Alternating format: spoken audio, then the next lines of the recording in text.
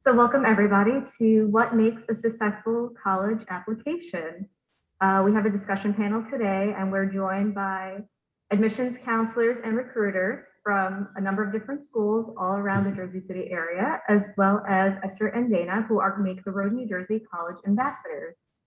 Your panelists today are going to be Arturo Arana, Loya Goldston, Yahaira Pons, Giovanni Gallery, Eric Soler, Esther Carrera, and Dana Chesson. Chesson? I'm sorry if I did not pronounce that correctly. Please correct me. Great. So I'm going to go through some questions for all of you, and some are going to be directed towards the admissions counselor, some are going to be directed to our school ambassadors. And this is going to kind of help everyone understand that college applications are difficult and how you can be the most successful at them. So the first question is for all of our panelists, and you can take turns answering. And it's how and when should you begin the college search?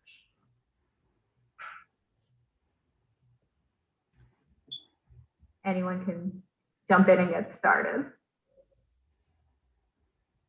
I think normally schools will wait till about junior year, I think, to get a little bit serious about it.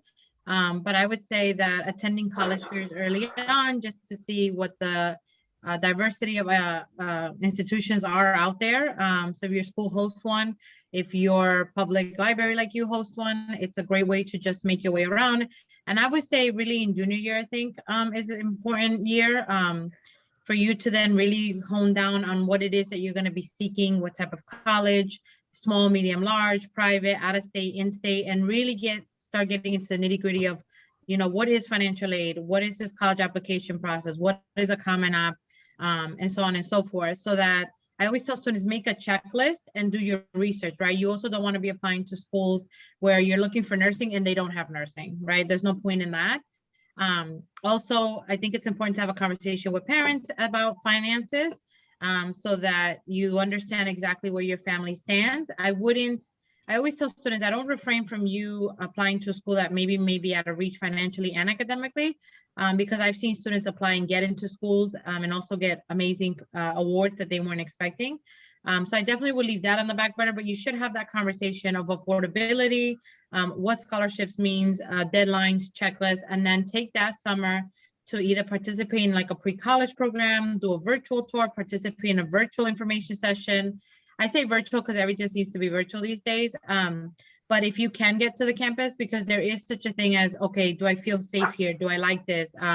You know, there's one thing about being right in the city and versus being, you know, in a farmland near cows. So, you know, see if you feel when you see the facilities, when you meet professors, when you meet current students, and then take it from there. But I do think that junior year really should be that year where the students sort of get that quote unquote checklist of what it is that you're looking for. And even if you don't, I think it's great to check out your school counselors, do a pre-college program, attend one of the Saturday events. Many colleges also have many events on Saturdays. If you're part of a CBO, an after-school program, you know, reach out, ask questions, and then make your tour so that by senior year, you're just really focusing on the application process. Yeah, definitely. Thank you, Yahaira. You're welcome. Anyone else want to jump in with that? Sure. Just going from what Yahaira was saying,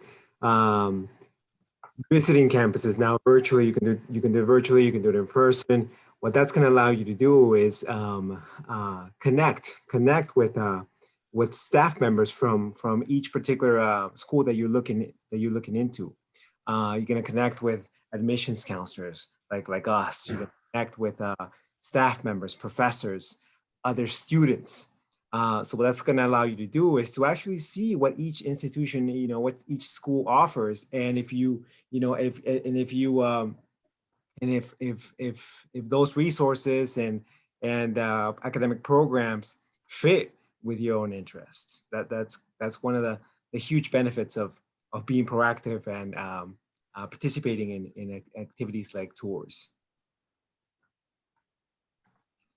And I was just going to drop in as well that if you're a younger high school student, it's never too early to start looking, right? So even in the 9th grade, there are those pre-college programs that was being mentioned before. Or if you know that you're aspiring for, a top tier school of some kind, that's going to require a little bit more than just grades and an SAT score, there's a thing that you can certainly talk to your counselors about called demonstrated interest, right? And so when you're engaged in pre-college programs, that kind of puts you a notch above that. And then when you're looking at your resume, if you've participated in a pre-college program at a very competitive school, that kind of allows counselors to know, or recruiters to know, that this is what you're looking for. This is your trajectory. Have you been outside of your state before? That may matter if you're applying to a school that's out of state. Have you taken on leadership opportunities, right? That may matter for other scholarship opportunities that may come up during your junior year, which is a very important time as well. So it's never too early to get started, and feel free to explore, right? Treat your 9th grade year in high school as an opportunity to explore different extracurricular activities. And even if you're operating virtually, as we all are now, try to use your creativity, right? And that's something that colleges are going to be looking for. So if you were in the 9th grade during the pandemic, or in your junior year during the pandemic, how was that different for you? How did you respond to that? And that's a common question that's coming up a lot of times in interviews and so forth. So definitely continue to explore, and it's never too late, but always earlier is better. Yeah, awesome. Thank you, Giovanni. And thank you, Eric, for joining us. I know that we've had a little bit of technical difficulty, and so sorry about that. So the question that I had posed to all the panelists was, how and when should you begin the college search? The next question is, so, what can applicants really do to make their application stand out? So anyone can jump in at any time. The answer. As a senior who was applying for colleges and was applying for different scholarships, something that I did during my high school career was join different clubs. I was part of the drama club, and I went from one of the members that did stage crew to one of the head sound technicians. So definitely showing that you are interested in your school, you participate in school activities. I also worked during since freshman year till recently. And that's another thing that I added to my college application. And then junior year, I started doing a lot of community service and advocacy at Make the Road, New Jersey. So definitely having little community service participation, having that you participate in school a lot can really make you stand out.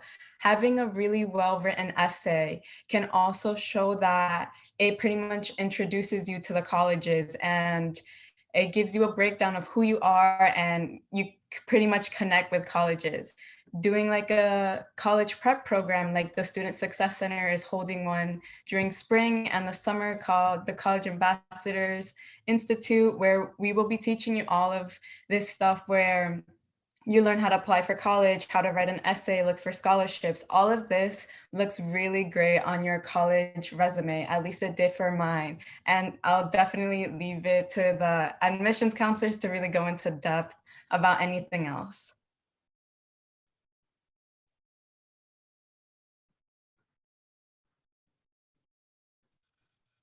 I would just say ditto on what Esther was sharing. I think, and also what Giovanni had mentioned earlier, I know there's a lot of schools, for instance, that we definitely track and take points for a demonstrated interest. And I think that students should just tell their story, like their essay should really be about them. They should really also ask teachers who know them. I think for Stevens, a STEM school, so I think students tend to go to their math and science teachers without necessarily having great relationships, because they think that we want a letter of recommendation because of what we offer. And I think that, I've seen students then submit one from like an art teacher because they work closely with them or they did a project. So I say your letters do share a lot of perspective, but it should definitely be more personable. And the essays, but definitely everything that Esther said, your involvement, community service, if there is something that you did that sets you apart from somebody else, absolutely. I say to your own horn in your application and make sure you make it very personable.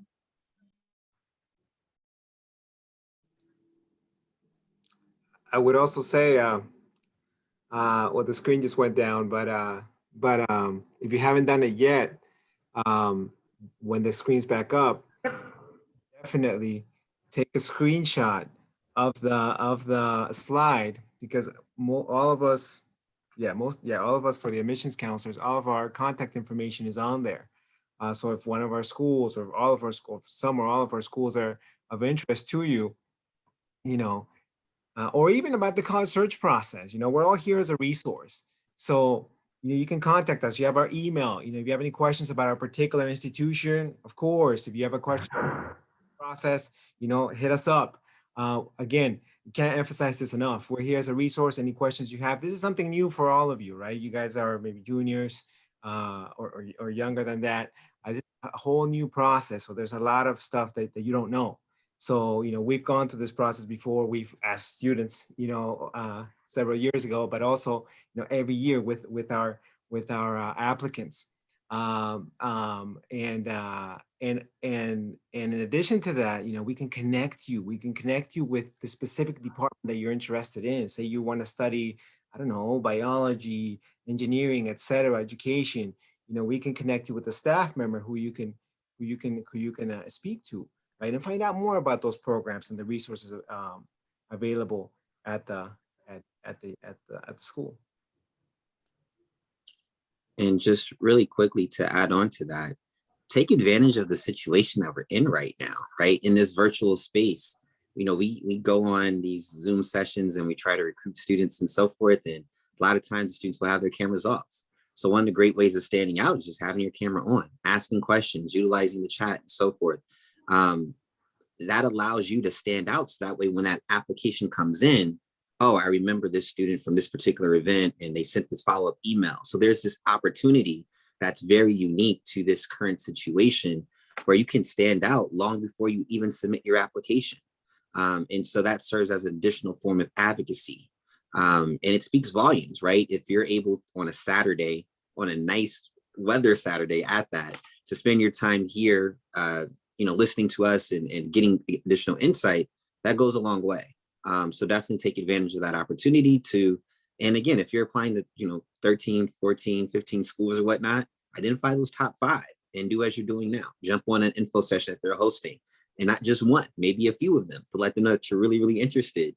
And that, as mentioned before, can help when it comes to consideration long before, when they're thinking about scholarships and incentive awards. And when we go to our committees and we're reviewing candidates for admission, that can go a long way. So it never hurts to utilize all the resources that are available to you. I also wanted to add about that to make your application really stand out and using these circumstances that we're in, Right. there's so many things Even in that the ninth grade, there are those pre-college programs that was being mentioned. I also wanted to add about that to make your application really stand out and using these circumstances that we're in, there's so many things that There are those pre-college programs that was being mentioned.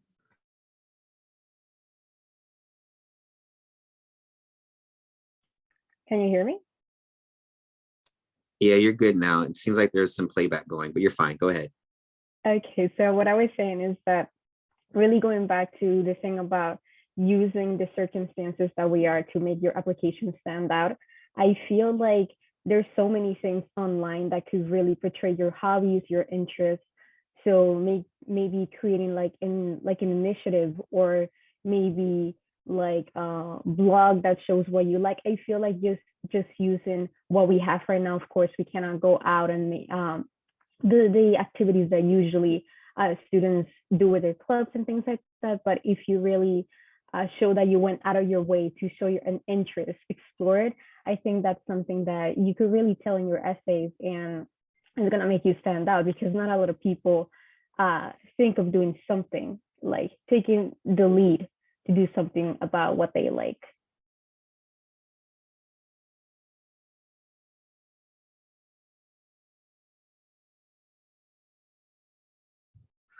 Yes, definitely. Thank you. So sorry about that. We're just having some technical issues today. So sorry about the double playback.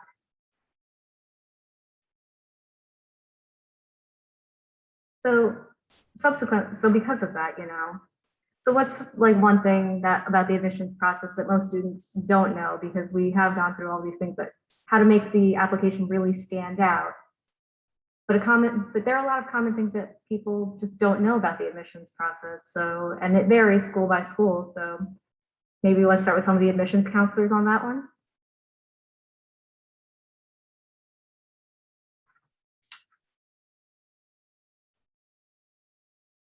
Oh, am I still muted? I think one thing that students need to know is that even though you may think you don't meet the regular admissions requirements for the school that you're looking at, still apply. I know at NJCU, students that don't meet the regular admissions requirements, they still have an opportunity to come through the college by doing a summer bridge program. And one of those summer bridge programs is our program, the OSP EOF program.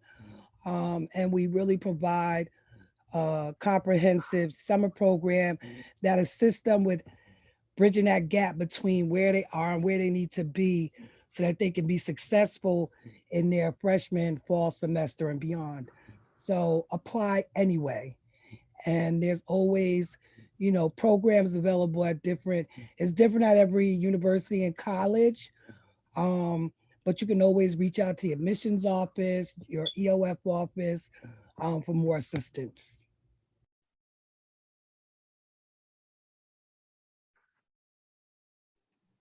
Yeah, definitely. And those are an invaluable resource to students. One thing that I would add would be that more than many students probably don't know that several schools offer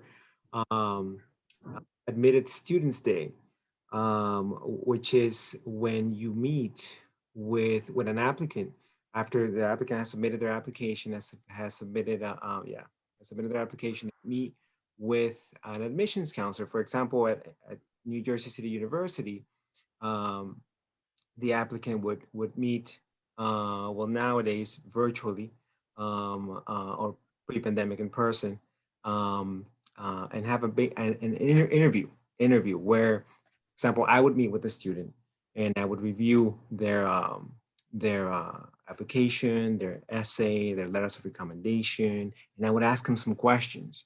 You know, I would ask them, basically what I ask the student is what their interests are, what their academic and professional interests are, and then ask them about any activities that they've volunteer or work-related activities that they've done during their college years, as well as why they want to attend NJCU. And then after that, we provide them with an admissions decision. So this is something that students don't know, that this is available in many schools, an instant decision day. And because of the pandemic, we're doing at NJCU, we've been doing these interviews virtually. And the reason why I advocate for these is because this also allows, you know, going back to what we've been saying so far in this panel, is, you know, to make a connection with the university. You know, who else than an admissions counselor? We provide, it's optional, it's not required. That the interview is not required, but it provides you with an extra opportunity to meet face to face, even if it's virtually, but to meet face to face with an admissions counselor and tell them, you know, about yourselves, your interests, why, you know, you feel the university would be a good fit for you, and the other way around as well. And just something to add on to that is that for students, you're typically looking for an acceptance to colleges, right? But for us in admissions, we're not only looking for your fit in terms of like your profile, your finances and so forth, but what's the likelihood that you're going to commit to this institution, right? If you're applying to 15 or 20 different schools, how are we to know that if we say yes to you, not only you're going to say yes to us, but you're also going to commit and enroll in our institution, right? And so that's really the big thing, right? That's what we're looking for. So as a student, you might want to have those conversations with your counselors, right? So what are some of the schools that, you know, students from our school typically go to, right? looking at those relationships, because when admission counselors are reviewing applications from a particular high school or community-based organization, they're also trying to gauge the likelihood. Can I pick up the phone and say, hey, Arturo, if this student comes in, what's the likelihood they're going to commit, right? And they say, oh, well, they just applied because you gave them a fee waiver. Or no, they're really interested in your school, and if you admit them, they're definitely going to come. Like, this would be huge for them, right? So those are the little conversations that happen on the back end. So just make sure that everyone knows what your top 5 schools are, and that if you're really, really interested in a school, that you convey that as well in your essay, as mentioned before, as well as those supplements, if an institution requires those as well.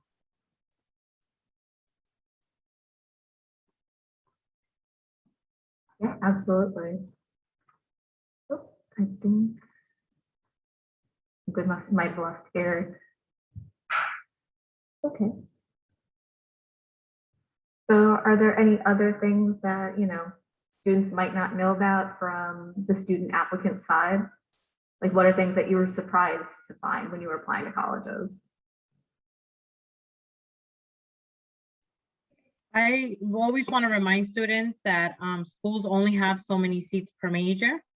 I think students, forget that, that while they stick out on their own, there's a lot of like that data that we have to collect. So I just always tell students, sometimes it could be more competitive, one applicant pool versus the other. I think that when you are one of those students that is falling short or below the average, what we call it, I would definitely say, someone mentioned it earlier, that, look at any conditional programs that maybe you can apply directly into, or that you can be evaluated for. Or those are the students, for instance, I always tell students, if you fall below our averages, I don't always recommend our regular decision applicant pool, right? That's our largest applicant pool. We get tons of applicants there. I would then look at ED1 or ED2. So those are the little things that I always tell students that will make a difference. And for Stevens, in speaking as an example, we only have so many seats to fill, right? And so I think students forget that. So while we are growing in many aspects, and our applicant pool is great, we're not looking to grow our majors, right? So we're now also looking to bring in more. And so I think students forget that. And then, we do go up against the applicant pool. So while students are like, but I'm straight A and I'm the superstar and like, the valedictorian in my class, that doesn't necessarily mean that you are the top 5% of our applicant pool. So keep those things in mind, that we also have to, on the more other side of academics, when looking at the application.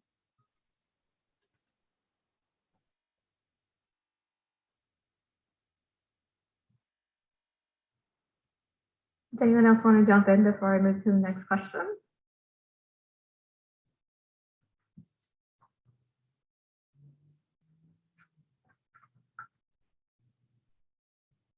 So, Yaira, you mentioned that, a lot of academics programs, they do have limited number of seats. And, some people do end up getting waitlisted. So are there any things that students can do while they're waitlisted in order to better their chances, or? So at Stevens, the waitlist is a gamble, right? We don't know if we're going to go to it or not. And that for us, it's after May 1st, we'll know that. What we do is we actually have a formal process. So our students accept their waitlist. Some don't, some do, most do, which is your first step. We don't require any additional information, but there are students who will send us upgraded grades, any awards, certificates, any new achievements, any updates on something, maybe like a portfolio that they were working on something, they finished it, recommendation letters. They'll come for an info session or a tour. I mean, usually those should technically be done before you apply. But that's our process. I've heard from other colleagues that they do require like additional supplements while they're waiting. But for us, that's the wait list. And I always tell students, if you make it on the wait list, it's not a bad thing, right? It's just that for us, there was just not enough room to bring in all those students. But it's not a guarantee. So I always say have backup plans. So always have your plan B ready to go, whether that's depositing at another school or making sure that if you still have time, applying and seeing if you can get in somewhere else.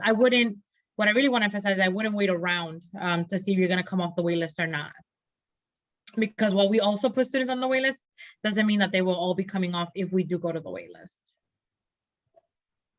I definitely agree 100%. I was waitlisted for one of my schools. So there was a whole process. It took me around a week. I wrote an essay, I submitted transcript, I submitted another recommendation letter. And of course, at the moment, it felt like it was the end of the world. Like my life stopped here, but it wasn't the case because I had applied to many other schools. Of course, getting waitlisted might seem like a bad thing, but it can also be it could also be like, I don't know what it's called, but it can also be a really good thing. It can open a path for a whole other college.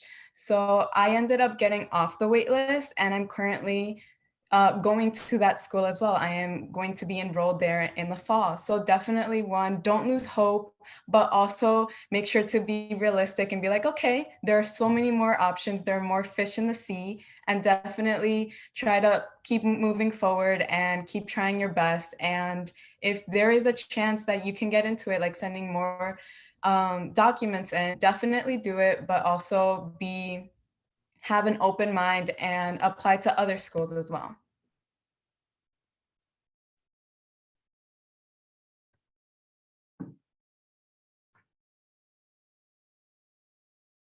Does anyone else have any thoughts on being waitlisted?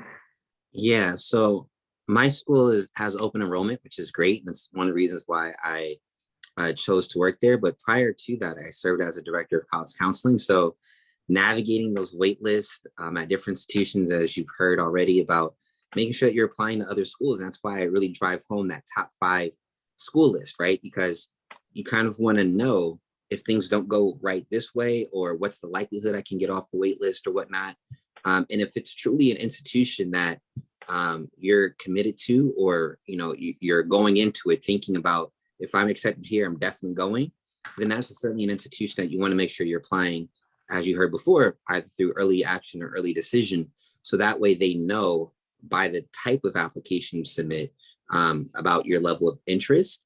And then in terms of just additional follow-up, right? That additional advocacy that you do for yourself, not just having your counselor or others reach out on your behalf, goes a long way. So when you're going into the application process, approach it especially when you're writing your essays and your supplements, with the mindset that I've been waitlisted. And so this is my appeal essay to convey to them why this institution is really important to me. So that way, if you are waitlisted and you don't come off, you know that you've put your best foot forward. And if that's just not the avenue for you, then that's okay. You can rest knowing that you've done your best, and then you can explore other options from there.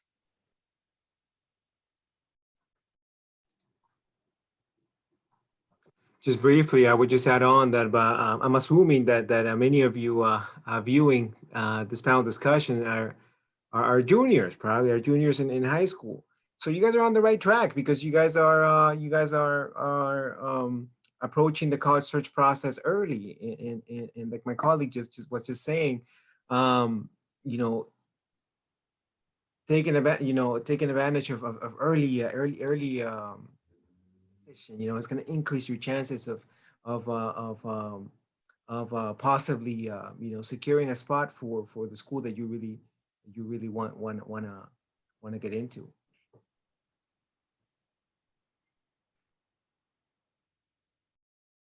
Definitely. Thank you, Giovanni, Arturo, Yahaira, for those awesome answers, because it's true. And it's true, being waitlisted is not the end of the world. And there are always options. And who knows, maybe it'll send you on a totally different path that you might like better going forward. It might open a lot of other doors for you just by not getting your first choice. It's how I ended up at library school. So I have a couple of other questions for you guys that revolve around the college application process. And a lot of questions that we've been getting, particularly in our personal statement writing workshops, is some students have bad grades in certain classes, maybe just because those aren't their strong points. So what can students do to explain those poor grades or poor semesters that they might have had due to whatever circumstances are going on in their lives? I would say that, and we saw a lot of that this year. I say the first step is starting with an explanation. You'd be surprised how many students and the counselors do not write anything about it. For instance, I've seen students where their parent passed away from COVID or from a cancer, some type of illness, and yet the student does not make mention of that. But yet the counselor goes into detail and says, he or she in the last 2 years through the, was very detailed. And then you see, because we'll look for all 4 years. And if we don't have your senior year grades, we will ask for first quarter or mid-semester. And then we want to see, though you usually will see the attempt where they're improving. And so that's what we want to see. What we don't like to see is that then it just completely goes downhill from the time of the incident. Then we see some students who are very upfront about it and say, I had a bump in the road. High school was a little bit hard for me to transition. And so, or I had a student who said, hey, I had a wake-up call in sophomore year for various reasons, right? Not necessarily an illness or anything. And so then you'll see that the next 2 years, they have done a tremendous effort to take AP, to take an honors, to take an online course. And so that's when then we will look at them in a different light. And then also, we do take chances. So I always also remind students, and I think my colleagues will agree with me and correct me if I'm wrong, we're not looking for all the straight A's, all the 1,500, 1,600 SAT students. We also need to bring in diversity into our classes. So we are going to be looking for those students, whether it's a conditional or just, we also have a different program or regular admit, and we're taking a chance on you. So, but I would definitely, for me, sometimes it's, a little annoying when you're reading and you're like, but you can't, I can't call you and tell you, hey, Dana, please explain a little bit further, because, you chose not to. So it could also be, something you wanted to keep confidential. But I would say starting with that, an explanation goes a long way. And then we just want to see improvements. There's some students who say, well, I've been taking more tutoring and, I took the class over again during the summer. And so you'll see that grade. And so things like that work for us when we're reading and evaluating those students.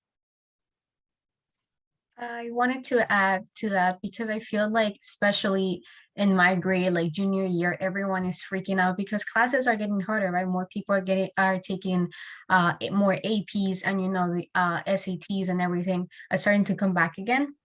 But I feel like and this might be true for the admission counselors, is that you have to show like a growth pattern of that you're trying, because it gets hard. It's part of life, things happen. But if you communicate that, and if you show that you have taken some action steps, not just remaining with your arms crossed and just be like, I did this, they're not going to accept me, I have, let's say, like a B or something like that, I don't have all straight A's, they're not going to accept me, and it's over. And I feel like sometimes students are discouraged to apply to certain colleges because of just one B that they got in a class.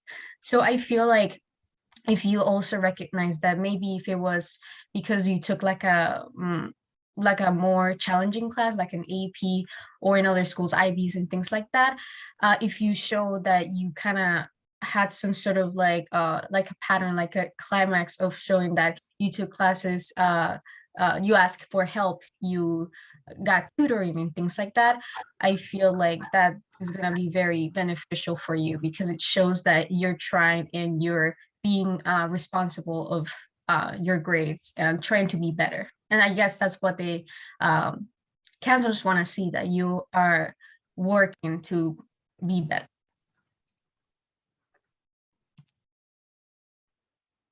And just to add, so again, it's one of the reasons why I love working at a community college is that, we have open enrollment, right? So that means that we're aware that things may be different. Maybe you just didn't like a teacher, right? You just decided you weren't going to do your work.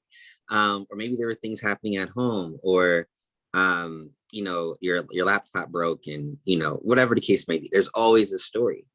And the reality is that sometimes there's not always an opportunity to share your story. We have over 30,000 students at our school, and if we were a private institution or whatnot with that many students, it's going to be hard, right? Because you're not going to read every essay, right? How can I go through my pool of applications the fastest? So my easiest way of selecting is, okay, I'm going to have a general range of GPAs or general range of SAT scores just to cut it down. And if that number is still high, right? If I'm going to admit 1,000 students a year, but I now have 5,000 students from this initial stack of 15,000. Now I'm going to start to kind of like narrow the list down from there.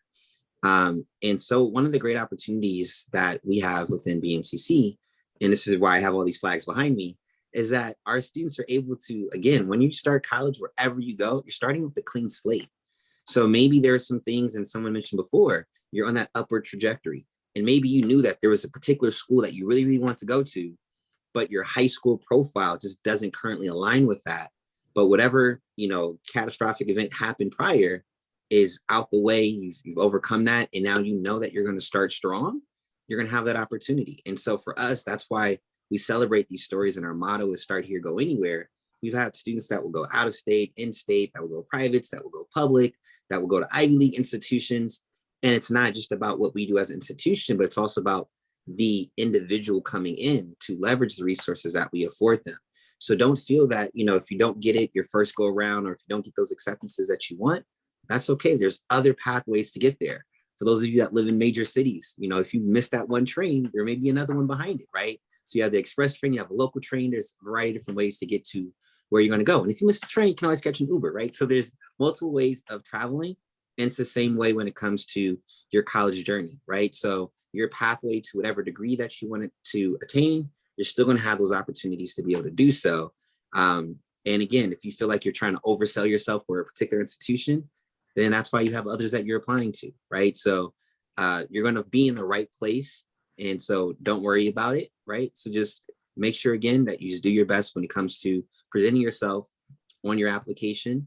And then whatever happens after that, you'll have until May 1st to really make that decision in terms of what's the best situation for you.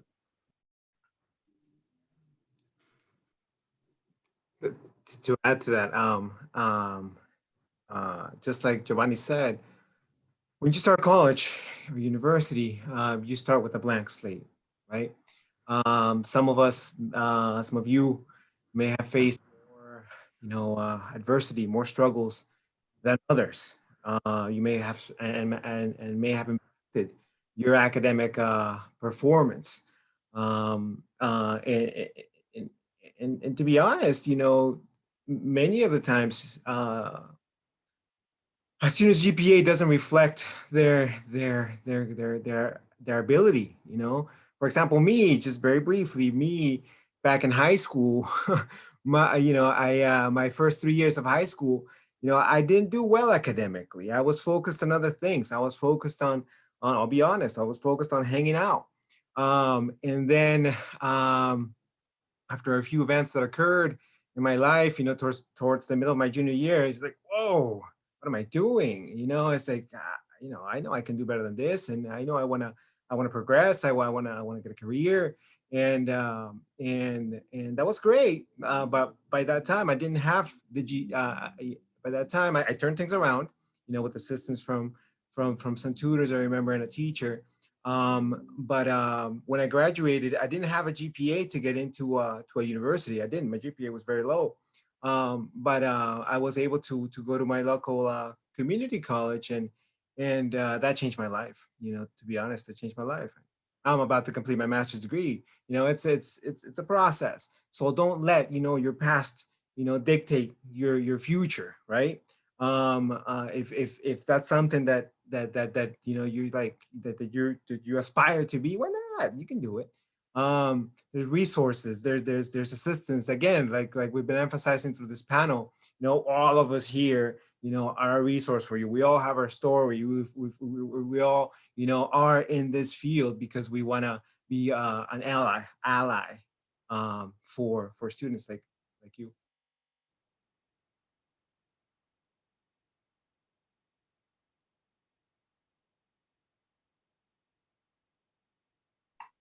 That's really what it's all about, is to support the community and be an ally to students who need that, because we're all human and things happen, especially now. We've all had such a difficult year, and we've all kind of been trying to navigate the world around us, particularly when it comes to COVID.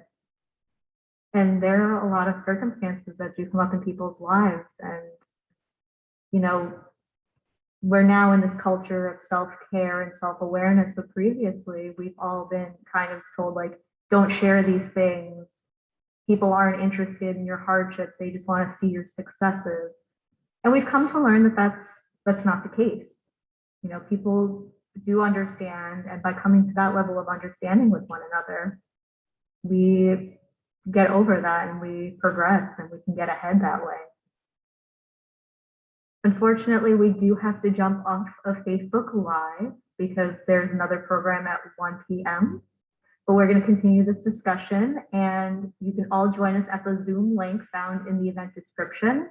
We'll be continuing this panel, and it will be recorded and posted to YouTube later on this week. So thank you everyone who joined us on Facebook Live, and we're going to continue this discussion. So please join us in the Zoom meeting with the link below. Yeah, we have another program at 1 because that happens sometimes. So how has it been navigating the COVID environment this year, particularly when it comes to college admissions? And that's a really big question that's been on everyone's minds.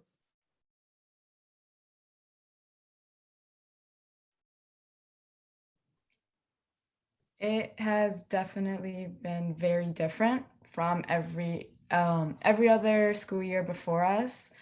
A lot of students, because of COVID, have been discouraged to apply to college because they can't see the light at the end of the tunnel.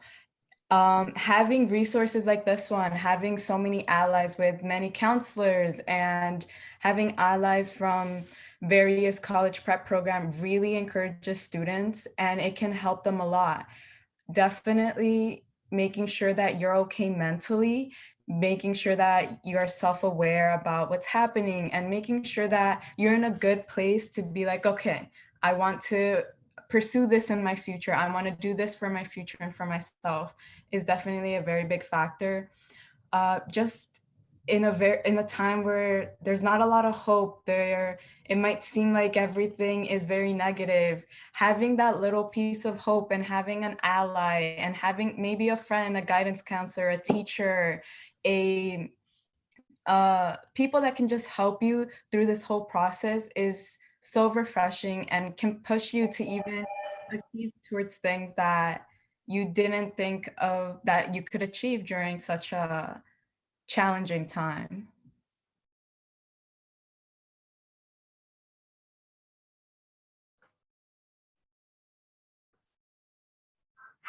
Yeah, it has been challenging.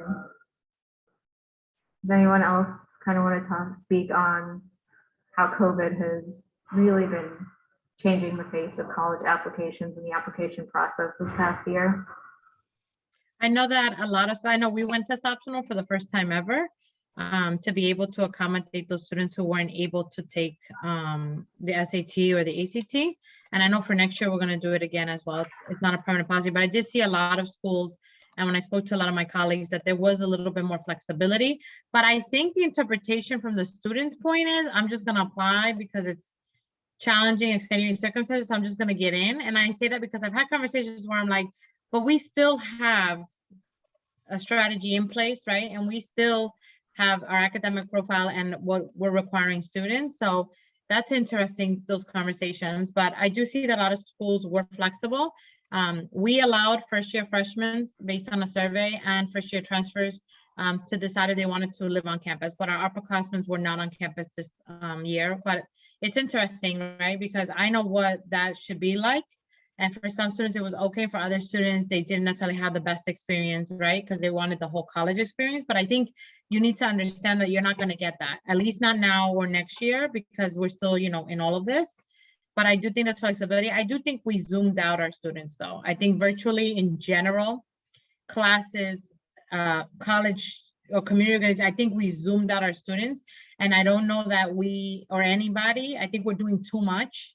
And I don't know that we're allowing them some mental break. And I say mental because when I was doing visits and stuff, after sitting and going back to back to back and then info sessions, and, you know, my office, for instance, we're doing things at night. We're doing things on the weekends that we used to do, but now we're doing even double that. And so I think we're all mentally need a break. Like, I didn't have students showing up to things and I wasn't even offended. I'm like, I get it, right? They're in class all day.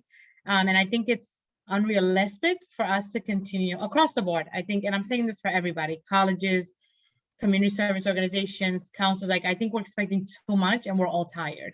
And I keep saying that because I'm like, students are literally zoomed out. And then there are people that have families, right? I taught a class and students were like, I'm sorry, my brother's in here. And I'm like, hey, let's all have a party. Like, and I think that we also need to be accommodating, right? I had a counselor where she was so embarrassed. Her little girl kept running in our high school visit.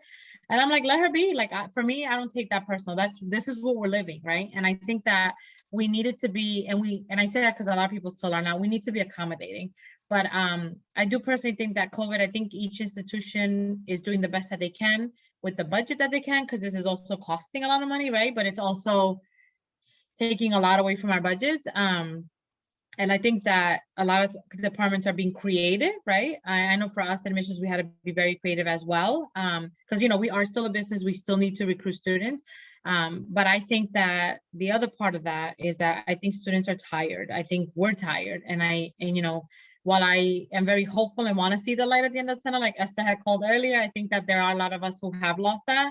And so, and it's a lot. I think it's a lot when, for instance, I work well when I'm in person. Like I would have students come to the office, come, let's go over your paperwork. Like, and even if it wasn't for Steve, it's like EOF or anything.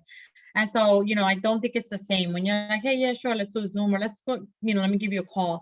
And I think that students are tired, right? And so they don't have that one-on-one human interaction that I think a lot of them need.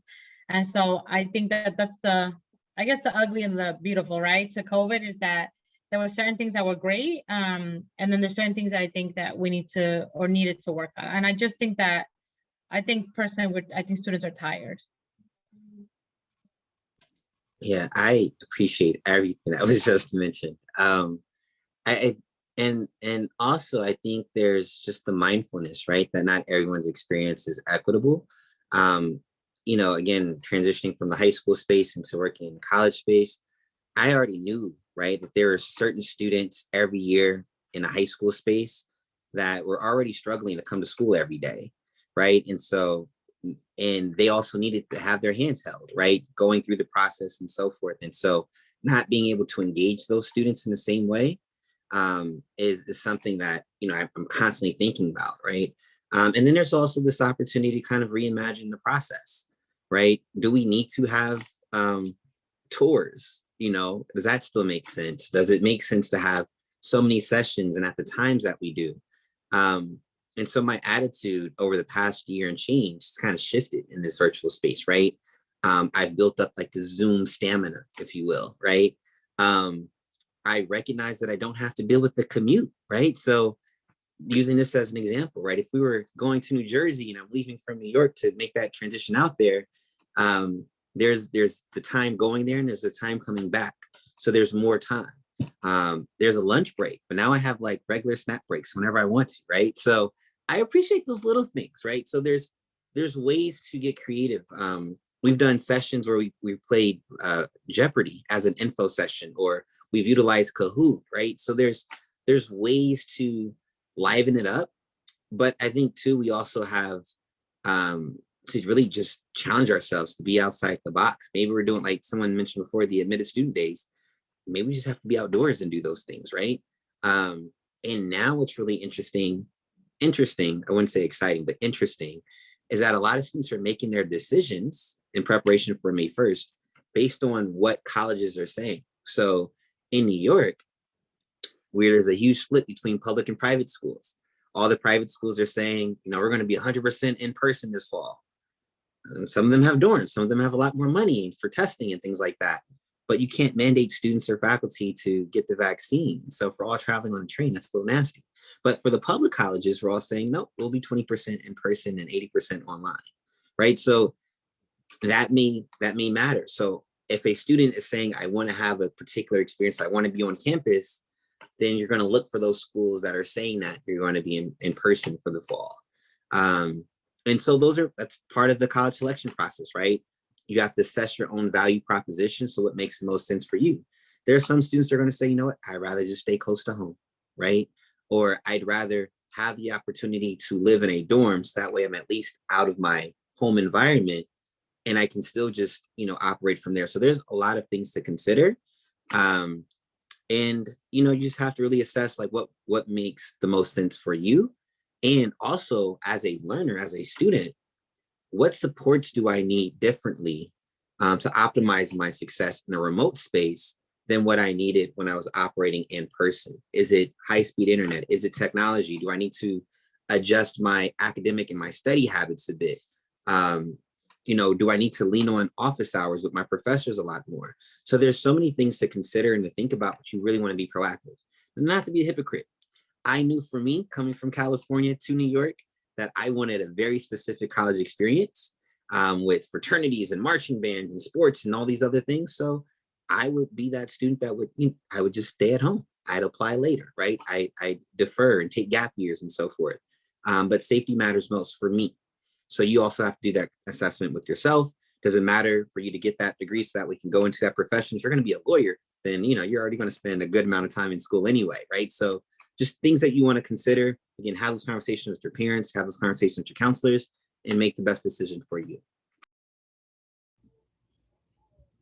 I would say that one of the ways that this pandemic has impacted incoming college students is the fact of them being able to retrieve documents that they may need, that they would regularly be able to go up to a window and say, hey, I need this. I need a copy of my parents' Social Security, you know, printout, or be able to go to an IRS building and get a printout of your parents' tax transcripts.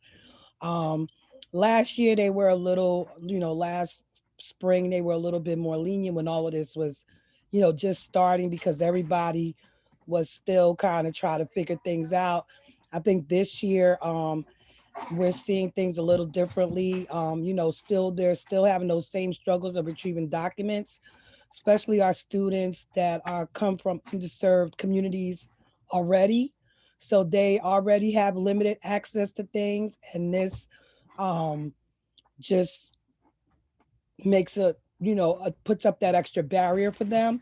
So I think students need to, when they know where they want to go and they know what the process is, reach out to their financial aid office, reach out to their, you know, admissions office, keep people in the loop when there's a problem, because there may be another solution that may not necessarily be posted on the website of how to get something, or if they're willing to work with you, you know, that may not be known. But if you call, they may say, okay, you can't get a tax transcript. Okay, provide us proof that you applied and you couldn't get it, and then we'll see what we can do to work things out. Students need to be patient. As we are being patient, you know, there's certain things that are out of our control, but in the same token, things that are out of our control still need to be, you know, as far as like, say, for the EOF program, they still have to meet that financial verification in order to be in the program. And some of those barriers are, you know, getting a letter from your county welfare office, or getting a letter from Social Security, you know, getting a transcript. Sometimes it's getting documents from the parents. You know, the parents may not have easy access to it. Keep the college in the loop so they know what's going on, and, you know, how they can further help you. But patience is the key, and really staying on top of what your responsibilities are also helps.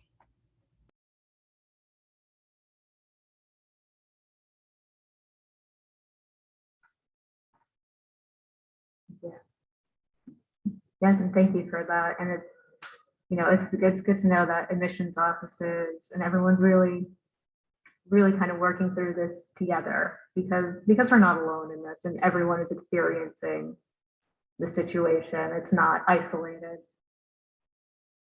So I want to pivot to maybe a slight more lighter note, because COVID has been weighing on us and it is very heavy. And I think we're all in kind of that level of fatigue that was mentioned earlier. We're all feeling it. So it's important for all of us to kind of just make time for us. So the next question I have for you is about college essays, personal statements. So a lot of people have been asking, what do I write? That is the main question at all their personal statement writing workshops. What do I write?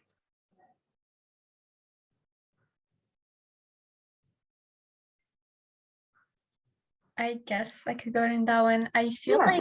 like, your personal statement, you're basically telling your story, right? So people ask, okay, what's my story? What's so special about it? Nothing really happened. People really say that. And I think like everyone has a story, everyone has to tell, everyone has different circumstances. So I feel like the first thing that you could do is just write. You don't have to even think about like word limits, nothing. Just put something on paper and maybe it might not make any sense. And then from there, you kind of have an idea, oh, I do have a story, but how can I make it more like compelling? And of course, that you got to make it shorter and like um in a narrative way that you could really communicate who you are to the admission officers. So I feel like what you could do is just like put something on paper, just brainstorm anything, any circumstance that really impacted your life, and then start like cutting things out, maybe adding more things. I feel like that's the best way to approach the personal essay. Yeah, I totally agree with Dana. Like, there are different techniques that you can use. You can just spend maybe during the summer 2 or 3 times a week, just sit down for 30 minutes and just write something. And it might not make sense at first, but it just puts you in the habit to become your own storyteller. Something that I fell into is that I would write a lot about my parents' experiences, how their hard work has to reflect on me. A lot of maybe students might fall into talking about mom or talking about dad or talking about something else that isn't yourself. So definitely highlighting yourself and definitely making sure that, yes, there can be other characters in my story, but the highlight and the focus is me. Something I really found is that you should be very descriptive. You want to be able to show the reader and through very descriptive words about maybe a daily routine you had and how this impacted your life or made you a better person or your added to your very amazing self. So definitely there are just different techniques that you can use and definitely explore every option that you can.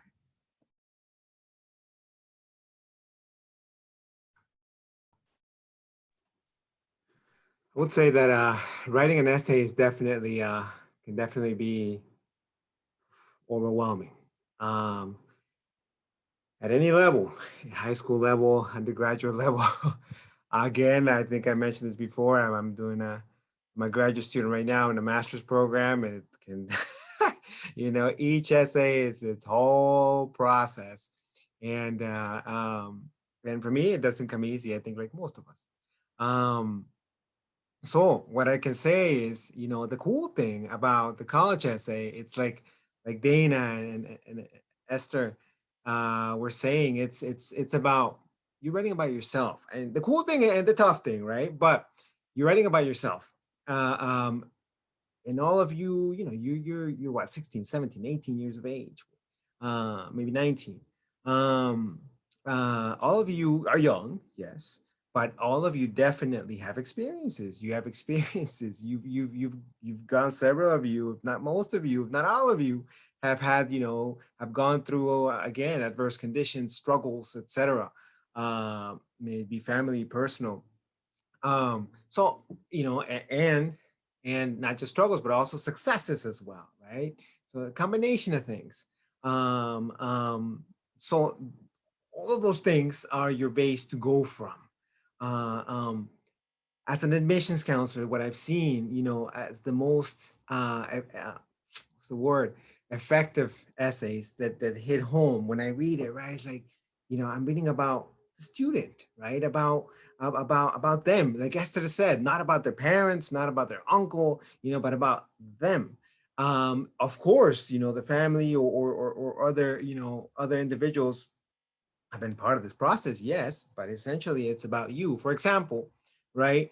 An essay that I can recall from a student that has grown up with a family member. In this case, it was a younger sibling with a health condition, and that experience, of growing up with this sibling and assisting in their care, and also going through the struggles doctor appointments, surgeries, had led her to identify that and going also with her interest in science, right? That led her to want to be a positive influence to others in the medical field, so I saw that in the essay, and that's telling me about detailing her own experience and how that experience with adversity has taught her to want to be again an ally, a resource, a positive influence for others. It's quite impacting, and that's just one example. It's just one example. Other examples of how someone how someone's connection with a musical instrument was their source of stability and motivation during their experience, their life. Yeah. So again, just to recap, focusing on yourself. All of you have interests. All of you have experiences. Just because you're young doesn't mean you're not. Even though some adults say it, they're wrong. You do, and you want to focus on that. And again, writing an essay is not easy. It's not easy. Even at the master's levels, even as a professional, it's not easy. But utilizing your teachers, utilizing your counselors, right? Again, even with people like us, admissions counselors, reach out to us. Yo, hey, not like that. Yo, hey, say good afternoon, Mr. Whatever, or Mrs. Whatever. But I'm in the process of writing my essay. Do you have any recommendations? We're here as a resource. I would also add, you can find that inspiration in a variety of places, right? And that's really the essence of the message, right? For me, I love showing movies. I am a movie person through and through. One of the college essay writing workshops that I do with another institution, we actually look at the Avengers, right? And we talk about how each Avenger has their own secret powers. They have their own journey, right? Even Thanos, even though he's not an Avenger, he's like the antagonist, right?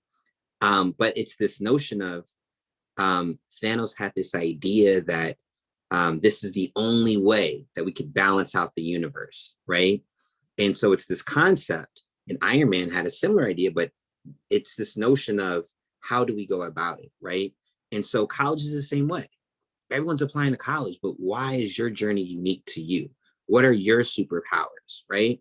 And that's what you really want to tease out to make sure that when anyone's reading your essay, they have a true feel of who you are. Why is it that you want to go into nursing? Why is it that you want to go into business? What does criminal justice mean to you? What does diversity mean to you, right? And that's what they really want to be able to pull out and tease out. So just think about your favorite movies, right? So I think sometimes when we hit writer's block, when it comes to writing an essay, it's like, I don't know what to talk about. Well, find something if it's sports, right? Whatever that area of interest is for you, let that be your essay, right? For now, right? Just talking about this, right? And make that conversation more academic. So if you're writing an essay about this, if you wanted to work for the NBA, what would you do, right? So make it fun in that way, and then try to connect your goals, because that's the transferable skills. So when we're reviewing your essay, it's not just about the content, but it's also, have I learned anything new about this person, right? And if you spend a lot of time on writing your college essay, but then you spend zero time writing your supplements, and there's a huge difference because you took, maybe 3-4 months writing that college essay, but you wrote that supplement overnight because you didn't know that the college required it. There's going to be a very evident difference in your approach and your tone and your format, your spelling, your grammar, and so forth. And so you just want to make sure that you're using your authentic voice. And then there's also an amazing opportunity. It doesn't just have to be one set essay. When I navigated the process, I applied to colleges through their websites. So that way, if I was applying to a reach school, right, I can talk about opportunities where I challenge myself. If I was applying more so for a school because I wanted to join their sports program, I'm leveraging that, right? And I'm writing an essay about athletics and running lanes, right? I did track in high school and in college. And so it was, well, yeah, I can run in lane 2, but at starting position, I'm behind 6 other people. But I also know that if I focus on my race and doing my best, that the path that I'm on is going to balance things out, right? So it's little things that you can utilize to be creative. So if you love food, if you love fashion, tie that into your essay, because again, we read thousands of essays. So it's great to make them very interesting. And we mentioned the Zoom fatigue before. So if your essay is really interesting, if we're reading essays on a long Saturday or whatnot, and your essay is just, creative and it's just something different, off the strength of that alone, right? It's going to make someone's day. And that could also work when it comes to acceptances and so forth. So let it be authentic, let it be fun.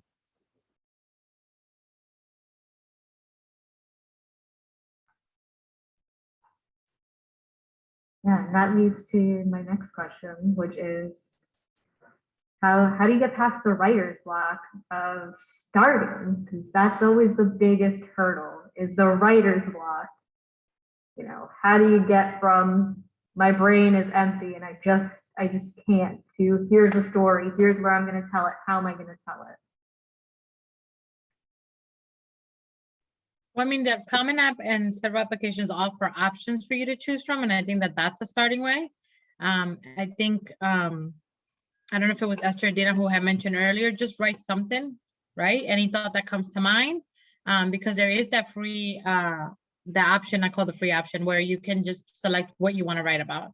And then I think that that's a starting point. I think students get too caught up in what they think we want to hear.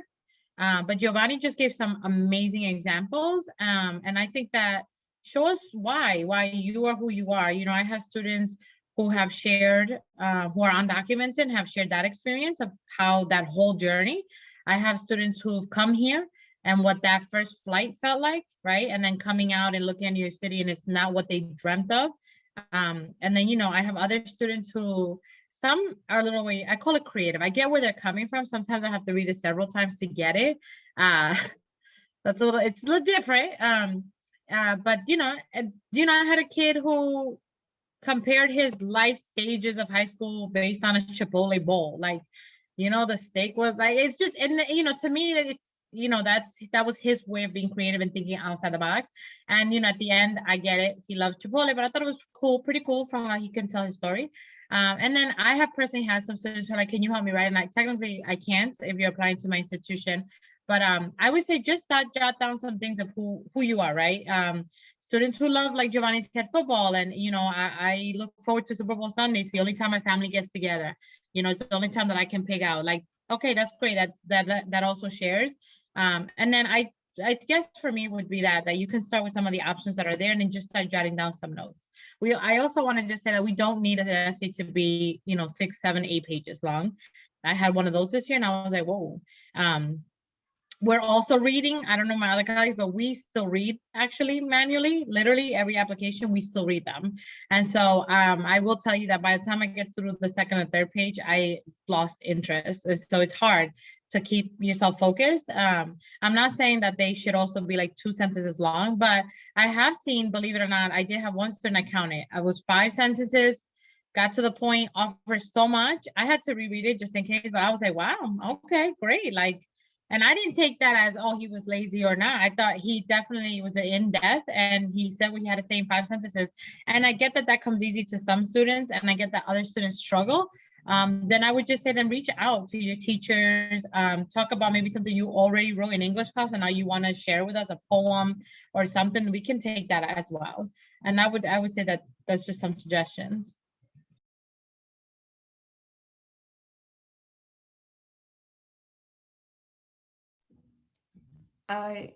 Definitely becoming creative can be, or like with writer's block in general, it can be very difficult to get out of like that stage.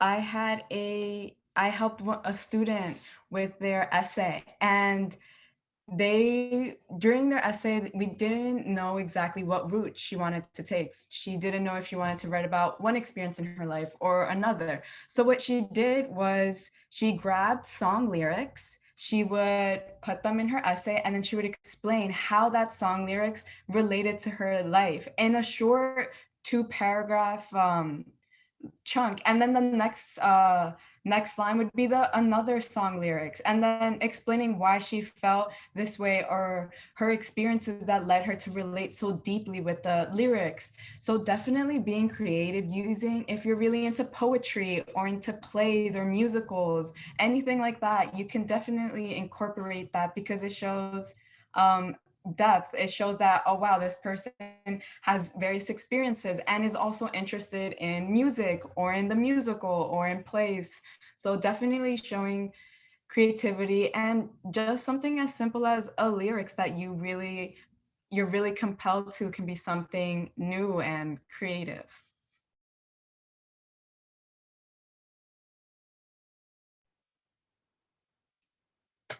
And aside from the movies, I would also throw in that free write is definitely clutch. So if you're looking at the Common App and there's like 5 or 6, 7 prompts, just give yourself an hour each day. And I'm just going to do a free write for an hour. Whatever comes up, just let it come up. Don't over critique it.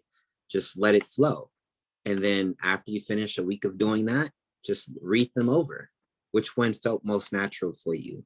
And then that becomes the one that you can focus on from there. Or as I mentioned before, you might want to use that as a supplement for another essay or for another institution, right? So it doesn't hurt to build up that inventory, right? So you're not looking for that one silver bullet, right? But just trying to see what comes up most natural for you. And sometimes just having a conversation, right? As you see now on this Zoom platform where we can talk and can see the words just pop up, you might want to do like a speech to text, right? And so instead of like writing out your essay, you're talking out your essay. And then you can go ahead and just, have it transcribed from there and just see what came up for you, right? So there's a lot of creative ways to utilize technology to overcome writer's block. And, whether it's music, it's movies, it's whatnot, even poetry, right? Just find that groove for you, or drawing, and just make it work for you. I don't know about Chipotle, but that could work if there's a Chipotle near campus, right? But, just find your groove and then definitely get feedback afterwards.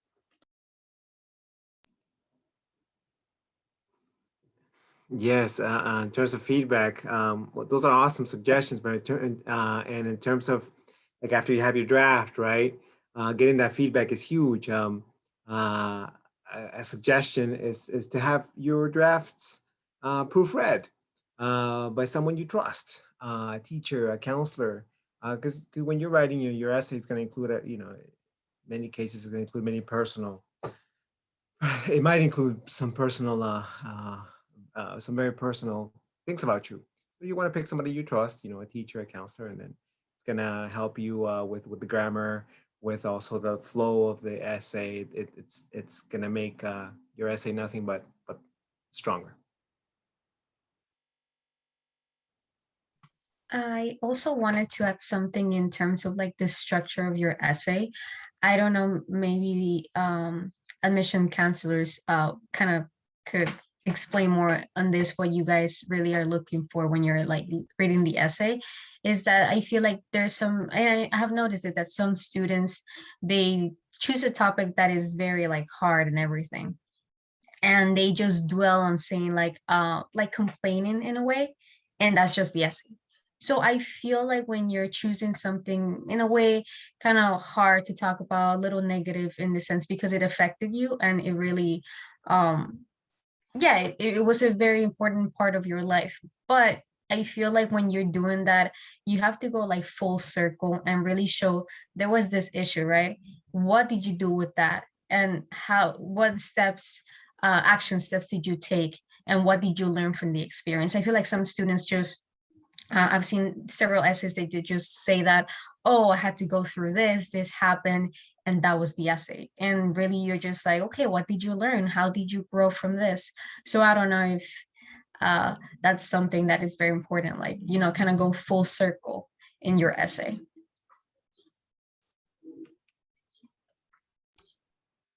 1,000%.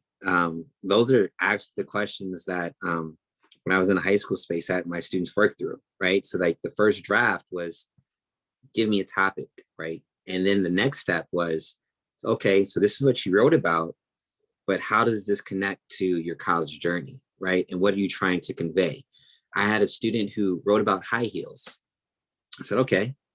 And it was unique because she was talking about her first experience trying them, and she hurt her ankle. And she thought she was just never going to wear them again. She just thought she was going to wear flats. Okay, so now we're talking about encountering a challenge, learning from it, and moving forward, right? So it's kind of like the way that movies work, right? It's like, what is this about? What are those transferable skills? And that's what we're going to highlight. I'm trying to convey to this college that I'm not intimidated by challenges. And if I fail, then I'll regroup and I'll overcome it. That's what we want to hear, right?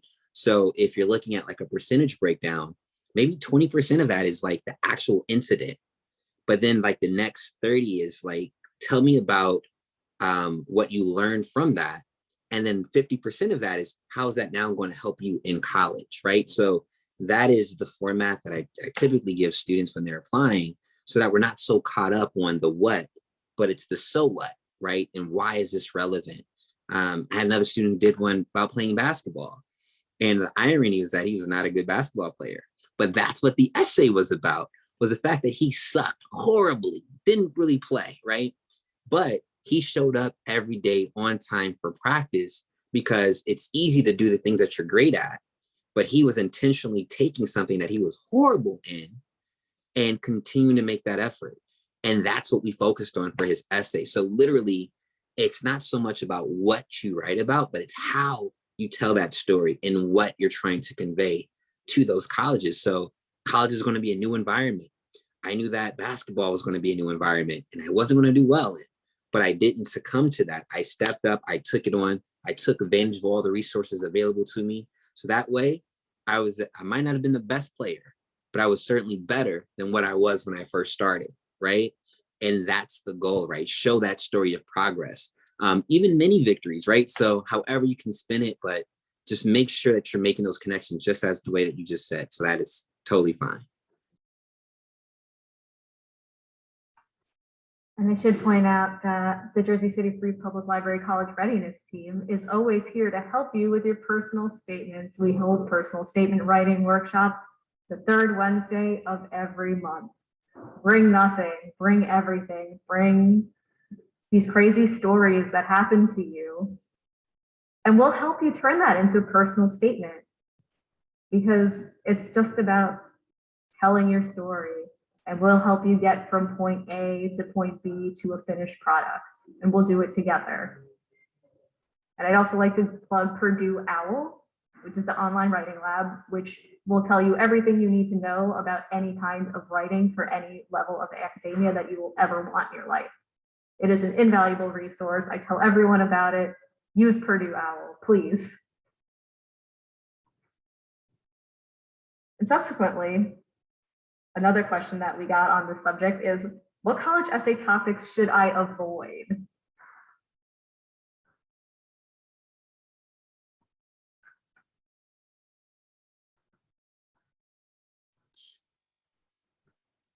I'll jump in and just say, so as I mentioned before, it's not necessarily what you write about, but it's what you're trying to convey, right? So I could say, don't talk about like a tragedy or a death or something like that, right? But if that experience was something that was really meaningful for you and it transformed your outlook or whatnot, then that's what you want to focus on.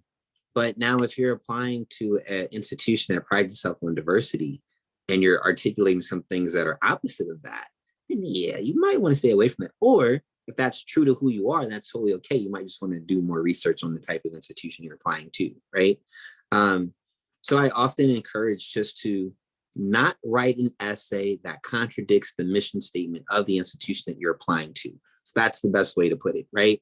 So think about those mission statements, and every institution has a mission statement, the values that they hold near and dear to their hearts. So if you're writing an essay that is in contradiction to that, then that's what you should not write. I also wanted to add another thing that I've seen that some people really, the essay portion is just to tell something that the whole like regular application doesn't allow you to really show. So what I mean is, like, some people use that space to say like all the achievements they did, all the positions they use, and like how good grades they got. Okay, that's cool.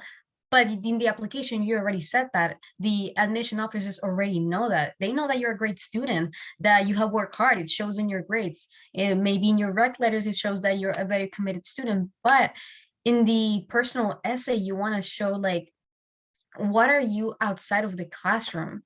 What, I guess, motivates you? What has challenged you? And what has made you the person, the unique applicant that we are going to accept into our college? I feel like students should really focus on that, in the sense like, yeah, because everyone could have like perfect SAT scores. Everyone could get straight A's. Like everyone could do it. It's possible.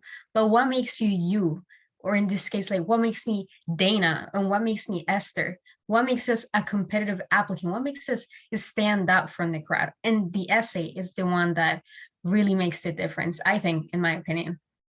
So yeah, it's just like, you don't have to write a resume of like all your accomplishments in the essay. So just try to avoid that. That's really not gonna serve you. Absolutely, and just like we've been saying in this past few questions, like Giovanni said, making it fun, making it. This is your opportunity to add in, I add in that ingredient that is you. Who are you? What do you like? What are you into? Again, it's there's a room of options that you can choose from. It can be again an experience with a challenge. It can be something you're really passionate about. Again, it can be humorous.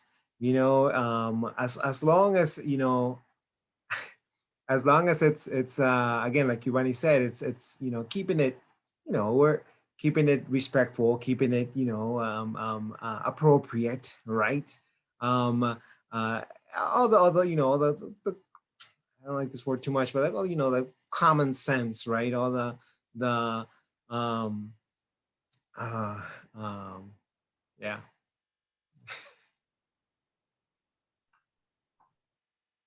Yeah, definitely. Common sense is a big part of it. But there's always a lot to talk about, and why not take risks? Why not? You might get more notice for a crazy, maybe I shouldn't have talked about this essay, rather than something that everyone else is doing. So it's really at your own discretion, of course.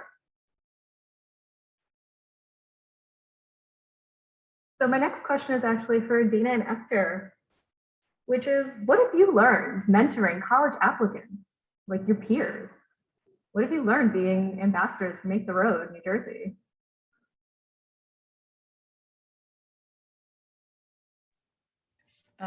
Something that I learned, throughout this whole year of being a college ambassador, I have learned so much. Definitely with like what we're all living through with COVID, and every person's situation is very different. We're all very tired, like we said earlier. So definitely something I learned is that we sometimes have to be okay with things that are out of our control. They're getting accepted to the college you really, really wanted to go is something that not getting accepted is something that might have hurt, but then it might be a blessing in disguise. Like there's so many opportunities out there. There are so many chances. There are so many ways that you can go throughout life, and it's not the end of the world. And something I've personally learned is that it really helps you having someone to talk to, someone to be like, okay, so this is what's been happening, and this is how my application process is going. It can be really helpful, even if it's just a teacher, a family member, a friend. It can help you so much, because then it can allow you to have a clear mind to be like, okay, I am ready. I am mentally stable to continue doing my college application. I am mentally stable to write a good essay. Definitely not giving up in a time where it's so easy to just throw in the towel. you have to be able to maybe push yourself like, okay, this week I am committed to sending one application in, or I am committed to sending an essay, or finding certain scholarships that I can apply to. Just having goals that are achievable, that won't drain you completely. And then of course, having little breaks in between everything. Like, yes, school is very stressful. Applying to colleges adds on to that. Maybe extracurriculars that you might be doing, but then also to take a step back and be like, let me breathe for a second. Let me maybe take some time off and do something that I'm really passionate about that doesn't revolve about school or college. So those, I guess, are like little mental tidbits that you can be doing. And Dana, if you have anything to add, yes. Yes, totally, Esther. I agree with everything you say. I feel like kind of being a college ambassador has allowed you to really also connect with other people that you had no idea about their circumstances, their stories. And that has happened to me, especially when I work with undocumented students. This group of students really think that they have no chances. And the moment you kind of give them that information that it is possible, like their world just shifts instantly. And, it's very like satisfying to see that you could help someone accomplish something that they totally thought that it was out of their league. So that is something that this experience has allowed me to really see that some people with the right information, they could really move mountains, go forward, and really pursue their dreams. Also, another thing that I have noticed is that we talked about this at the beginning, like when should you start like thinking about college? And I just kind of wanted to bring back that question in the sense that the earlier you start, the more time you have to make a strategy. Because when we start like doing this, senior year, we start like doing everything because we're eligible to apply for college. But then you don't have like a plan and everything's all over the place. You're like, oh, I have to apply for financial aid. I have to make my college list. I have to see what I want to do, right? But if you, from the beginning, you start like creating your story, start like getting involved in several things, so you kind of know, okay, what do I like, what don't I not like in extracurriculars, things like that. Maybe how I'm gonna plan to pay for college and what colleges might be interested. So I feel like really we need to start from the beginning in schools, making like a college culture of starting early. So like when the time comes, you're like, okay, let's just sit down, put all the information, put all my story in the application. And I think it's going to be less stressful because that's what happens. And that's when Esther, you said like people just throw the towel.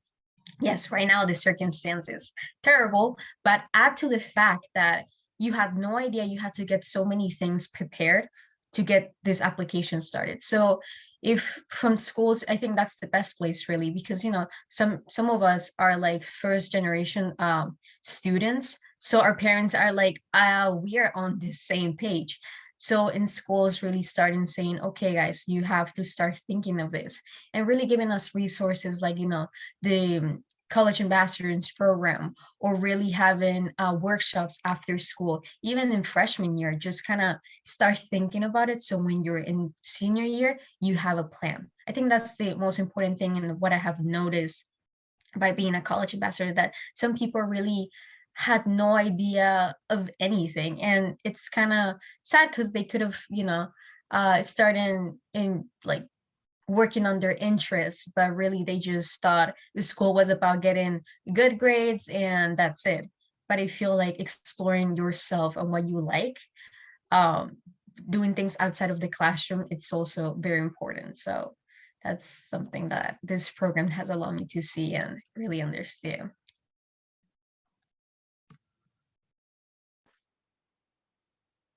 And I just want to shout out to both of you for being college ambassadors, right? Because I think when you are just doing, whether it's community service, or you're just getting involved, or you're just sharing out just to help others because you identify with their situations, or you have access to this information, it kind of also indirectly helps you in finding out like your career path. I ended up doing that when I was a high school junior as well. And I went on and did my undergrad in marketing and my master's in higher education. I never really thought about like working in high school and all this other stuff, but it just came up because that's what I was accustomed to doing for community service. And so now if it's a Saturday and Ashley says, hey, come on and do a panel, I'm like, sure, why not? Like, that's what I would do anyway, right? So, but now I just get paid for it. So it's great to like just help out. And I think in doing so, it can really help you figure out the things that you're most passionate about, and give you some additional context. So salute to you all for doing this, and salute to the program for just existing and supporting those populations you mentioned, especially the first generation students who don't know the in and outs of college and the politics associated with the college process, and undocumented students who hear so much misinformation about just their opportunities and possibilities afforded to them. So salute to you all. Absolutely. I wish a resource like that existed when I was applying to college, because I'm also a first generation college student. You know, my parents came from the Soviet Union. This was like entirely unheard of for them.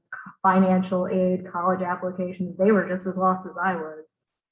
So having a peer resource would have been wonderful, you know, 15 years ago. And it's nice that you're kind of on the level with your peers, that you're building each other up and you're creating that community. It's so important. And it's really nice to see that this like major culture shift in the way all of you kind of really build each other up and support each other, and those like that positive energy that exists. It's so great to see it. It's so happy, and I'm so happy to support you in doing that as well. So, you know, if you guys want to share what your biggest challenges applying to college were, if you don't feel comfortable sharing that, that's okay too. But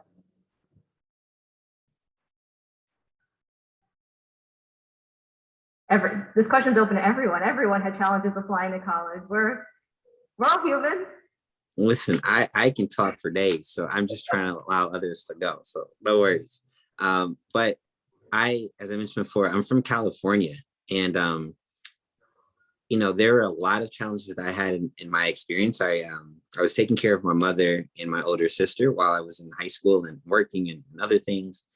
And so I was really conflicted because, you know, University of San Francisco was within walking distance. Another school wanted me to do track, but then I didn't want this idea of having to be an athlete in order for me to attend a school. But then I also had an itch to leave California. My family's all over California. So I want to really strike out on my own. I applied to a few out-of-state institutions as well. Unfortunately, I just didn't get a chance to visit, and I wasn't doing virtual tours. So I was just really taking a shot in the dark and ended up in New York City, of all places, and had never experienced snow either. So the challenge that I had was really thinking about, and when I was in 9th grade, our dean of students always said, your high school diploma is the equivalent of your passport to college. And not just those colleges in your city or your state, but just literally throughout the country, and can literally take you anywhere through study abroad, right, around the world. And so it didn't really sink in until we really started applying that I could literally go to New York and live in New York without my parents. And so the biggest struggle was thinking about this adjustment, right? I'm not just submitting an application and you know, like middle school to high school, okay, here's this transition. No, this is a lifestyle transition completely. And I didn't account for all of that immediately. And it really hit during that summer when I made that transition. And when you don't have those friends that you've known your entire life around, your family members that you can walk to their houses and so forth, you're learning not only a transportation system, but you're, you know, taking in all these other things in addition to being a student. So that was something that I wish I would have known in hindsight. Still would have done it all the same because I appreciate the lessons and experiences that came from it. But I think I underestimated the impact that making that decision would have.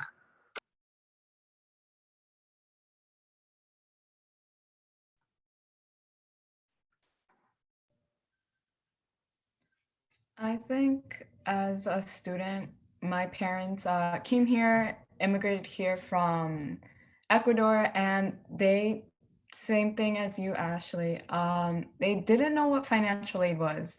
They knew that scholarships were a thing, but they believed that the scholarships were like out of reach. I needed to be top 5% of like the whole state to get scholarships or to even be considered to get a scholarship. And I remember sitting one day and I'm like, what is FAFSA? Like, is FAFSA just like a trick? Is it like they're gonna give me crazy amounts of money that later in my life they're gonna be like, oh, here we are, you have to pay almost like this amount of money. So definitely very scary because I didn't think it was obtainable for especially me. Like I live in a low income city where information like FAFSA or a college prep program can be out of reach for me. Lucky for me, Make the Road had the college ambassador program that taught all of this for free, taught me how to write essays, taught me how to apply for FAFSA, made sure that I knew what EOF was because I heard of EOF and I was like, you know what, that might not be in my bracket, might not be in my reach.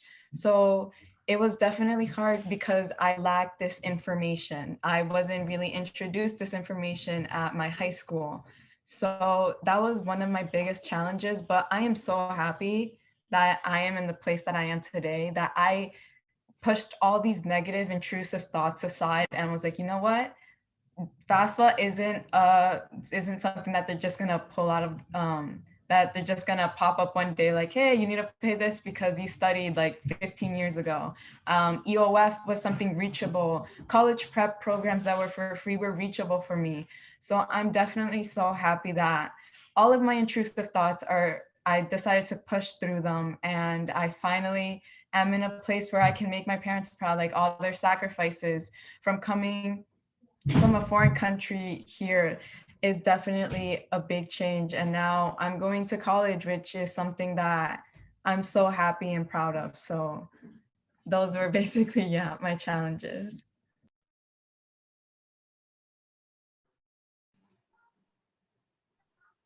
For me, that's all. First of all, big props to both of you, Dana and Esther. The students that you guys are coming and will come into contact with are going to be very fortunate because also you guys can relate. You know, you guys are going through the process yourself. So awesome. For me, if it wasn't for, I went to community college right after high school. If it wasn't for my community college admissions counselor, I would have been completely lost. I remember when I made that decision, yo, what am I gonna do? And I think the lady at the career center at the high school that I went to said, the local community, there's a local community college here. And then I think I asked my mom, what do I do? And she didn't know because we were, we came to the States when I was 10 years old. She had no idea and about the process either. But she did make the suggestion, why don't you go to the college? And then so I went. I just showed up one day and and I guess I got pointed in the right direction. I ended up in the guidance center and I met Miss Ordonez. And then she helped me out. She helped me out with the application, the FAFSA, like Esther said, the packet of of possible scholarships I could apply to. She took me by the hand, is what she did. She grabbed me by the hand, yo, Duro, this is what you gotta do. And if it wasn't for that, I wouldn't know what to do. So my point is, and I'll be honest with you, back then, I was super shy. And just by doing that action of going to the office, it was painful. It was like mentally and physically, what am I doing here? But I did it. I pushed myself to do it for some reason. And then because I wanted to get ahead, that's why. And then, so but my point is challenging yourself, even, some of you are more outgoing than others. Yes, some of you are more reserved, but just by looking at this video, by you clicking on the link and watching this video, you're demonstrating that you're interested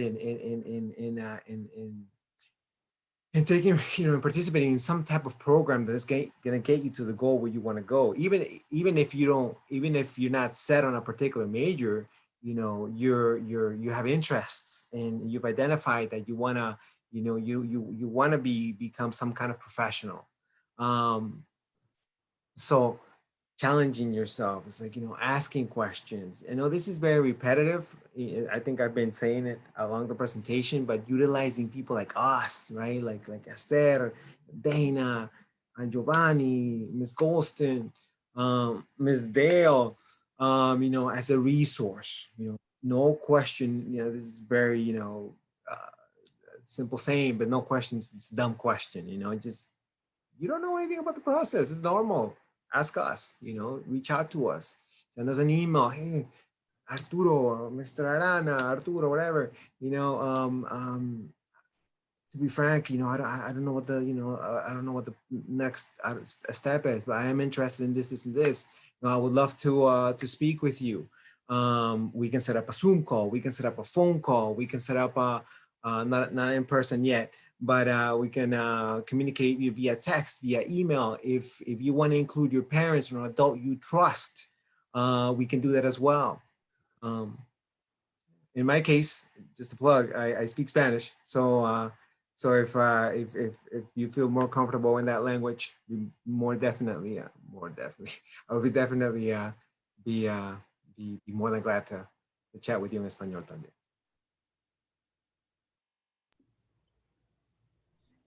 I think for me, one of the biggest takeaways for doing the application process as a first-gen student, I was the first in 3 generations to go to school. So no one in my immediate family knew what the process was. So it was a lot of research. Google is your best friend when you want to look things up, but don't always believe everything you read online. Use that as a guide, make phone calls, ask a lot of questions. Arturo said, there's no silly, dumb question. Every question there is an answer for. But you must do your research because it is a process. Every step of the application is a process. Every step of your financial aid is a process. Coming from a household where culturally you didn't share your information, much like Esther said, there's a lot of questions, those are barriers that you have to prepare for. But the more research you do, it helps your parents, your guardians, those who trust you to help you in this process to better understand why we need taxes, why we need their Social Security, why we need to see, their mortgage payments. All of these things are to be a benefit to you. But when you come from a background where culturally that's not done, it can be a big barrier. So, research and really being able to provide the answers to those questions your parents may have is always so very helpful. So, ask plenty of questions, do lots of research, start early. It's never too early. I recently did a college fair with some elementary school students from Passaic, and they were 6th, 7th, and 8th graders, and they had some really awesome questions because they're curious. And, the earlier they start thinking about college, the more influence it'll have on them as they go forward. They have more interest, they start looking. I know for me, myself, I went back to school as an adult. I had 3 young children at the time, and I had no problems bringing them to class with me. I had plenty of photos of, my children in class with me. My professors loved it. I recently posted a picture of my son who came to a marketing class with me about 5 or 6 years ago. And he was, I think, in his 7th or 8th grade. And it's ironic because he came to that class with me one night, and he is now a student at NJCU in his sophomore year. So exposure is key, leading by example is key. But doing your research as well is the biggest thing you can do when you're doing the application process and before.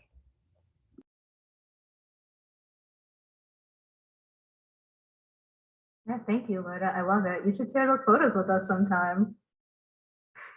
Absolutely. Yeah. So we're just up on 2 o'clock, and I have about one more real question. And in light of all the things that we've talked about, which is doing your research, asking questions, taking advantage of of all the opportunities and people that are around you, such as admissions counselors and your peers, what other last resources do you have for prospective college applicants, people who are doing the process now? Favorite websites, contact information for people to talk to, anything that you might want to offer up as like, here is what else you can do? I would say your village is your biggest resource.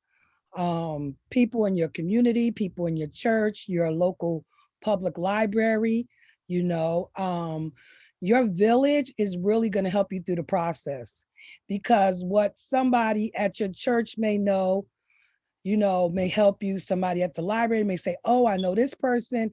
There's always a lot of networking, and the more you network and the more you put yourself out there and ask questions to various people, there's a saying that say it takes a village, and it does take a village now more than ever. So always asking those in your, in your circle, your guidance counselors, your teachers, your principals, your pastor, someone at your church, going to the public library and saying, hey, I'm lost, I need help. Now during the pandemic, it's not as easy to touch people and go to someone's office and say, hey, I need help. A lot of people are, voice messages and emails, and they're inundated, so they may miss an email or a phone call, but if you have your village and you have people rallying behind you, they can help you get to people you need to know or who you need to talk to. So I would say one of the biggest resources is your village, those really in your tight-knit community.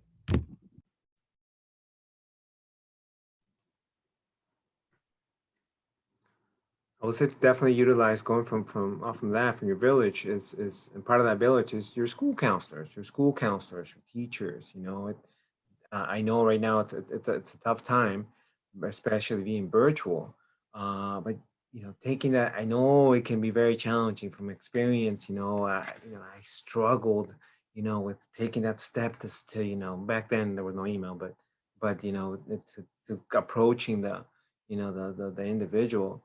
But you've already decided that you wanna take the next step. By watching this, you're thinking about it, and you've decided, yo, I wanna study something. I wanna get some skills. I wanna better myself. So reaching out to your school counselor, reaching out to your teachers, initially from there, asking any questions. Um, um, um, Even just say, hey, I don't know what to do. Yo, I don't know what to do. Not like that, yo. No, I don't know what to do. And go from there. They're there as a resource. They're gonna be able to assist you.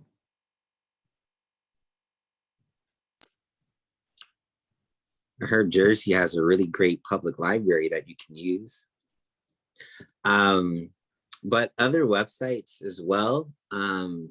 College Greenlight recently was acquired by another company, but they're a phenomenal resource that I used to share with my students, especially if they're first generation or low income students. They kind of reverse the process. So not only looking at the schools that meet full need, but then also those that are just known to have great policies and work with undocumented youth and so forth as well.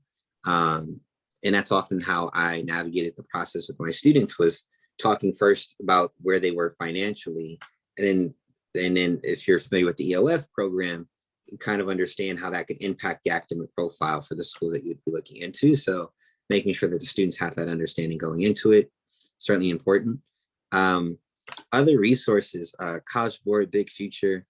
I spent so much time on those websites in like my 9th and my 10th grade year that I was pretty much like a college counselor by my 11th grade year, and just trying to help like my teammates navigating that process and so forth as well. But then just doing that again helped with my family members as well, being able to explain some of those things. And I too, first generation student, but it was just because I didn't know, I decided to like take on as much information as I could, like Doctor Strange, another movie reference, right? Where it's like, oh, this whole new world and all these other things. I just want to like immerse myself in it. So that's what I did. And so now, years later, I'm just sharing out that insight, right? And so it's something that you invest in, and the more insights you pick up, just share it out with others, and that could lead to not only community service opportunities, but ways that you can be an asset, right? Maybe you become a tour guide when you're in college, or you work in the admissions office, and then you become assistant director in admissions and so forth. So many different pathways that you can utilize and explore from there. So yeah, no harm, no foul, and just know. And I always believe that there is a college for everyone. It may not always be as soon as you graduate from high school, right?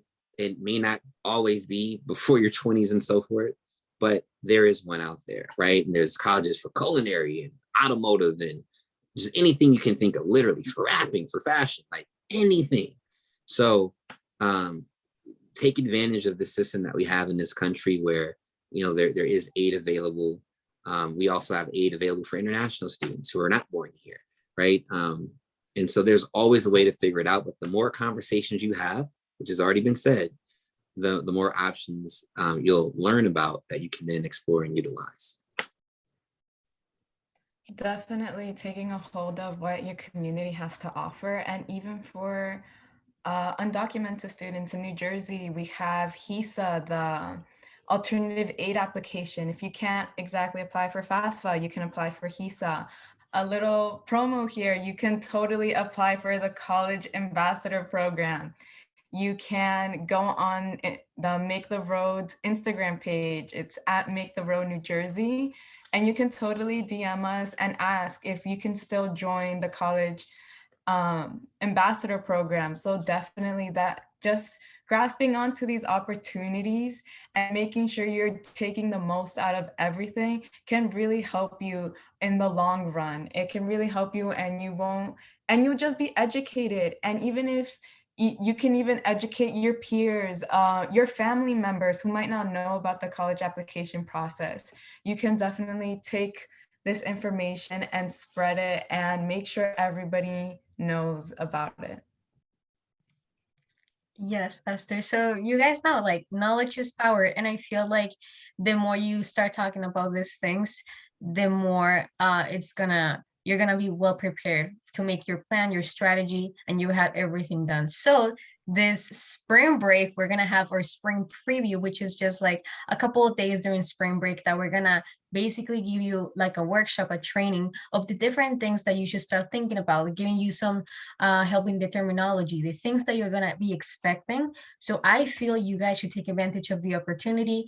It's free, so if you, like Esther said, if you go to at Make the Road New Jersey in Instagram, you could DM us and you could see the application. So make sure you do it as soon as possible, because spring break is just around the corner. So you want to be able to take advantage of their resources, because yes, I get that. And we watch a bunch of YouTube videos, a bunch of like things we research on Google, but then you have all this information and you don't know, okay, this is happening, right?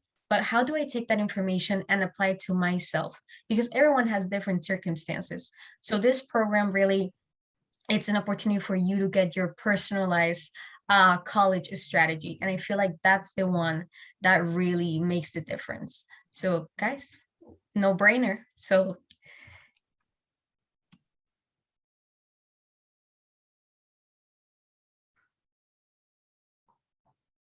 Yeah, thank you everyone for all of these invaluable resources. And yes, you can always come see us at the library. The College Readiness Team is always happy to help you. We can be reached at collegereadiness@jclibrary.org. You can email me directly at adal@jclibrary.org. We're always available to help you. It doesn't always have to be at our programs. We can schedule time one-on-one for you to ask questions, get information that you need. We can help you find scholarships. Anything you need, we're here for you. You ask questions about the FAFSA, you've got questions about the Common App. maybe you just don't know where to start, blank, period, end of story. We got you.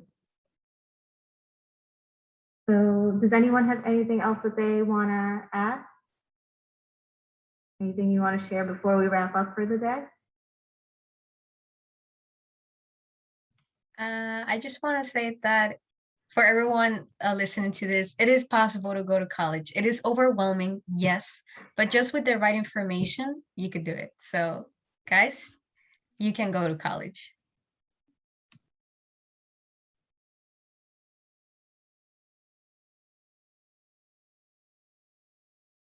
All right, if no one has anything else to add, I want to say thank you to all of our speakers, Arturo, Luera, Yahaira, Giovanni, Esther, and Dana. Thank you so much for being part of this discussion panel. This has been recorded. It will be posted on YouTube closer to the end of the week. You can always check it out, come back to this. We post a lot of our resources